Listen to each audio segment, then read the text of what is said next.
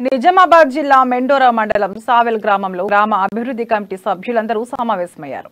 Cashier జంబుగా Sayanna అనే వ్యక్తి గ్రామ లెక్కల విషయంలో పాత కమిటీ వైస్ చైర్మన్ సాధా అనిల్ ను కులం పేరుతో దూషించి దాడి చేశారు. దీంతో బాధితుడు మెండోరా పోలీస్ స్టేషన్ లో ఫిర్యాదు చేయగా పోలీసులు కేసు నమోదు చేశారు.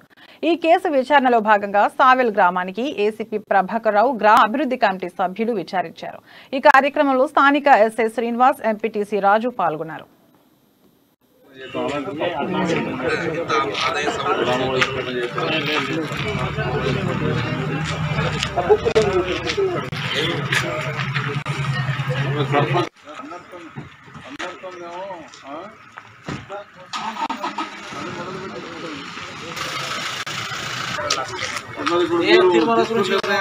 ఊర్లో